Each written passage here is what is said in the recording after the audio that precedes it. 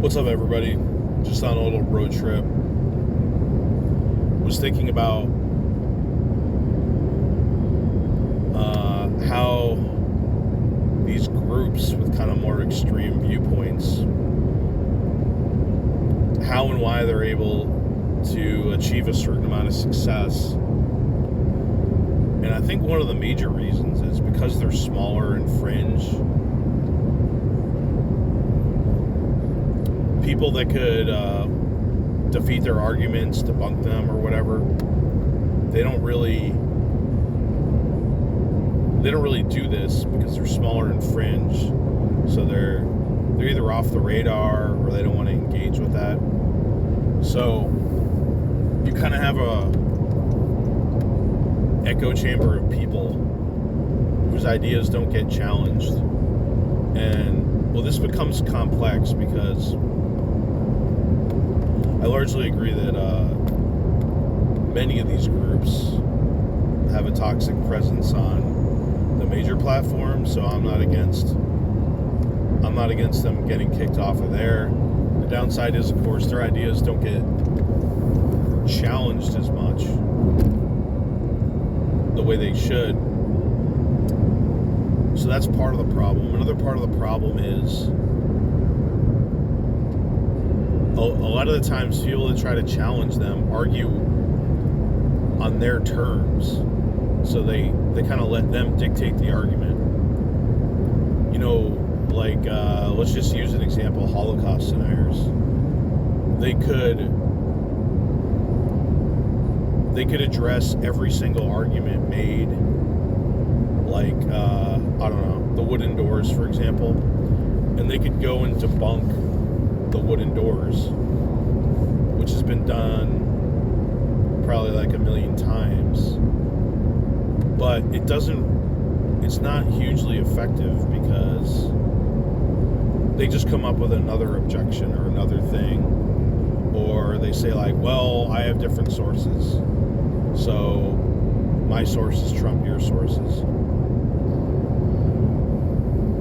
So I'm not saying it's worthless, and that should be done to a certain degree, but I don't think it's largely effective.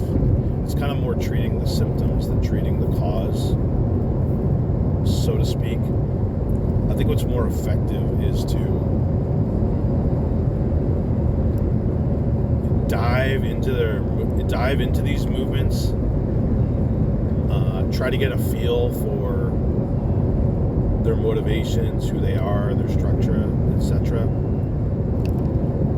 and just illustrate the dishonesty that comes out of them. You know, make a list, the top 10 lies told by coronavirus conspiracy theorists, the top 10 or 25 lies that have ever been told by Holocaust deniers. So instead of letting them dictate what to talk about, like the wooden doors you debunk,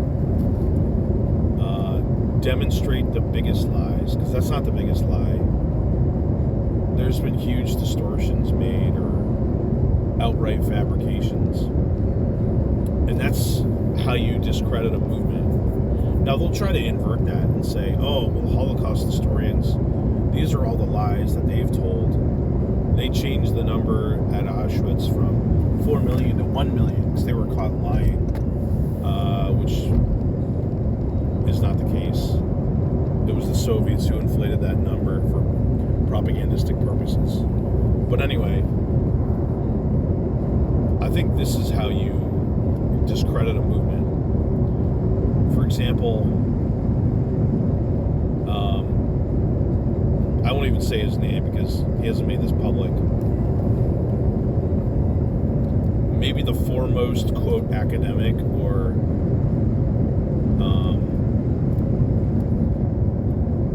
not influencer, the foremost academic or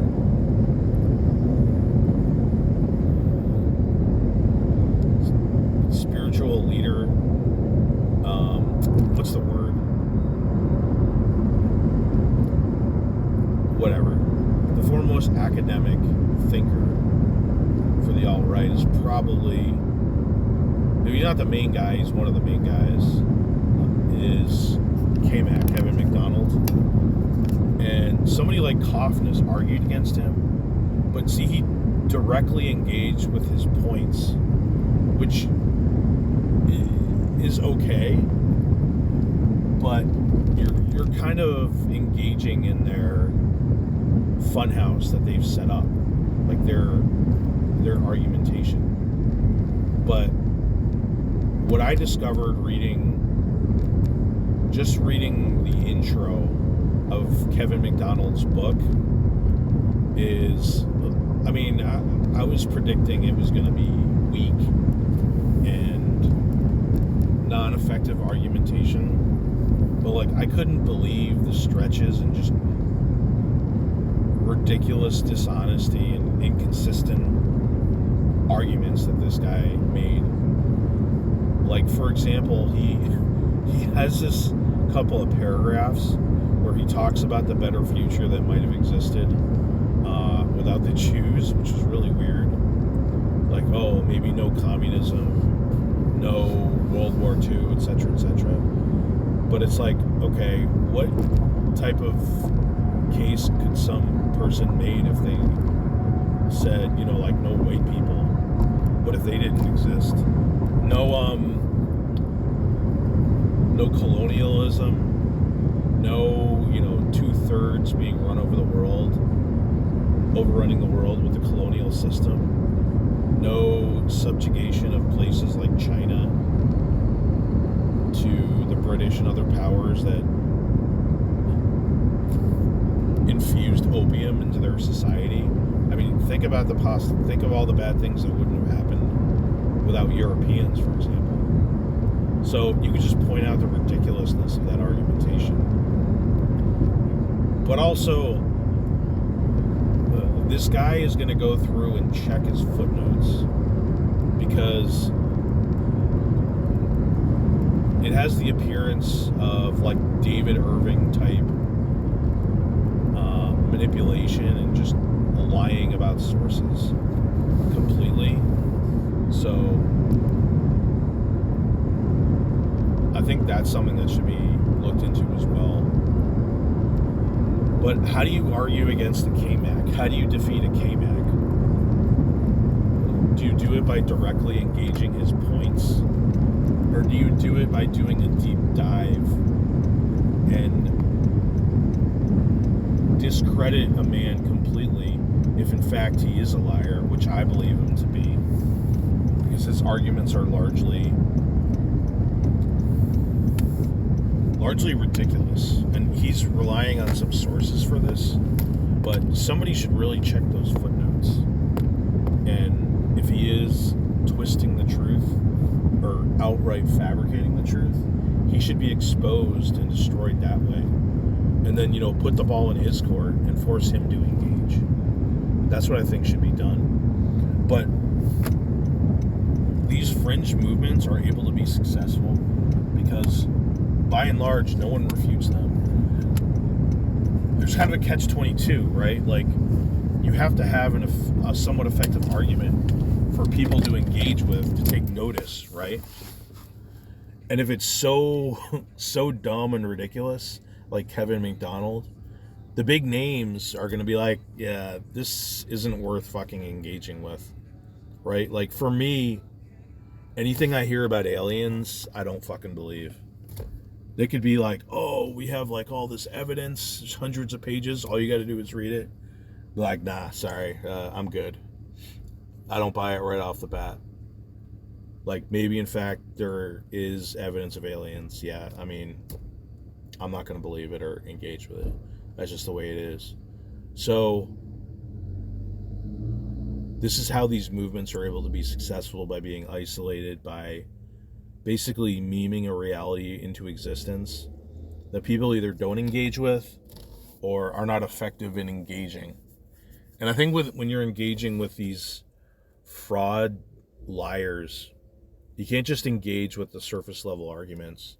You have to get to the core of who they are and expose them for who they are, for being lying motherfuckers, whether it's Alex Jones at InfoWars, whether it's K-Mac, Kevin McDonald, whether it's whoever the newest Corona bro is, whether it's Black Lives Matter people lying about the reality of police shootings. Not just wanton character destruction, because that can be done to anybody, but showing that they're liars, showing that they're fraudsters. Not like that their movement is a difference of opinion, that it's just an outright fraud. So that's what should be done to these bad actors on the dissident and alt-right. People like K-Mac. Who else is a academic? Andrew Joyce supposedly is an academic. Other people. You can go through these shows and go through their history and just display the ridiculous lies and distortions that they make, rather than, engaging in debate. That's another thing. The debate thing is way overrated for these people. They're not honest truth seekers. So they're not going to analyze their ideas and refine them through debate. Debate to them is a game to get publicity and get their talking points out there, like a David Irving type. So if you want to really be effective against these people, I think you need to dig through everything that's out there and expose the ridiculous lies and distortions. Because somebody like that, you just show that they're an untrustworthy person. And then, don't trust what they have to say. That's about all.